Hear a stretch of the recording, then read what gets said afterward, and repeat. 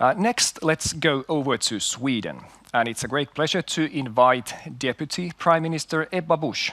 Please.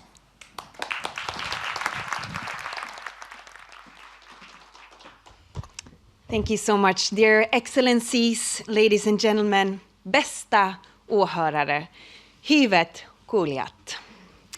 I'm deeply honored to be here representing the new Swedish government, and I would like to thank our Finnish colleagues for inviting us all and for arranging this event in this beautiful, beautiful Venice. As Northerners, we are all somehow related to the forest. The woods are our home environment and, at the same time, one of our most important resources.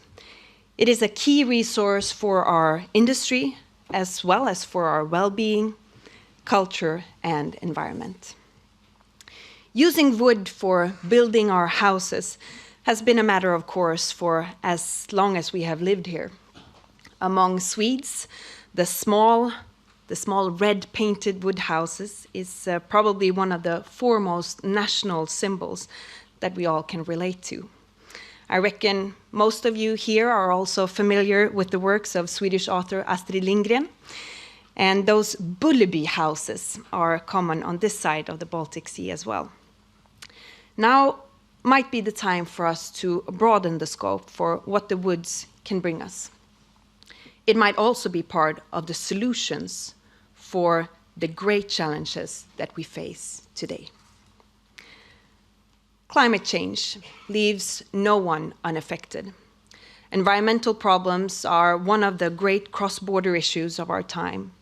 Our climate and environment policy must be ambitious. The Swedish government will develop a program for international climate investments in accordance with Article 6 of the Paris Agreement. These investments will contribute to achieving the Swedish climate objective of net zero emissions by 2045. When it comes to climate action, trade-offs must be made when interests are at odds. Forestry is one example. We would like to encourage the EU to take full account of the role that the forest plays, both as a source of energy, as a base for sustainable products, and as an economic engine, but also as a carbon sink and basis for biodiversity. Forestry and the use of forest-based products is really a key priority for the green transition. Forest-based products, such as wooden houses, both reduce the dependency of fossil-based materials and act as carbon sinks, often for generations.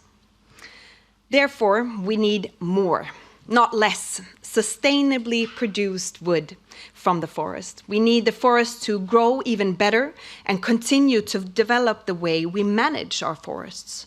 High environmental ambitions should go hand in hand with increased sustainable forest growth and production. Each forest is a unique forest, and each forest owner is unique with unique goals for her forest.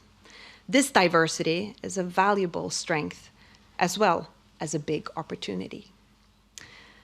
In line with this, I think it is crucial to think that one size fits all is not the way forward when it comes to forestry. It is important to allow for consideration to both local and regional conditions. And it is my firm belief that sustainable forestry contributes to both fight climate change, safeguard biological diversity, and to enhance the bioeconomy. Many Swedish business actors have solutions that can accelerate the transition in areas such as sustainable materials, renewable energy, and energy efficiency, as well as create future competitiveness and add values for people and the society. Modern industrialized construction with wood is an excellent example of this. In Sweden, wood increases rapidly as a building material in both family houses, schools, and other buildings. And this creates double climate benefits: carbon stored in the buildings, as well as less CO2 emissions from fossil forest-based materials. Around 70% of Sweden is forest. We have some humans as well, but a lot is forest. And about 80% of our forest is in active use for timber production. Every year, almost 100 million cubic meters is harvested to be used as long-lived wood products, packaging, paper, and energy all over the world. And every year, at least 380 million trees are planted in Sweden. 380 million trees, that's a lot. Over the past 100 years, Sweden's forest resource has doubled. Active and sustainable forest management is an important part of that. Apart from the obvious climate benefits of wood construction, I would also like to highlight other positive aspects of this material, because wood is unique in the potential it brings to industrialization. Given its low weight, you can manufacture quite large prefabricated elements in a controlled factory environment, and this enables automation, repetition, and also cost effectiveness. As the construction sector struggles with low productivity, low innovation, and high costs, the benefits of increasing productivity in this sector cannot be understated. What goes around comes around. Finns phrase it, som man ropar I skogen får man svar. Niin metsä vasta kuin sinne huudetaan. Sanna, you'll have to help me with my Finnish afterwards. Thank you. You've heard why Finnish is the official language in heaven, right? It's because it takes an eternity to learn. Not my joke. On a serious note, no one can deny that the design of our built living environments impacts our lives and also shapes us as human beings. It affects our performance, resilience, health, and well-being. Also, and it affects how we take part in society. High quality in architecture and design is therefore a matter of quality of life and sustainability. The new European Bauhaus reflects Sweden's view on architecture and design as key tools for building sustainable societies.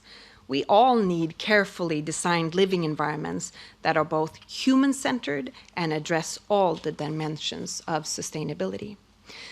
The creative process of architects and designers offers unique opportunities to probe more deeply into the problems and conditions prevalent in our societies, to find new solutions, to spur innovation, process and the transition to green economy, and not least to create sustainable, inclusive, and beautiful living spaces and environments in both urban and rural areas.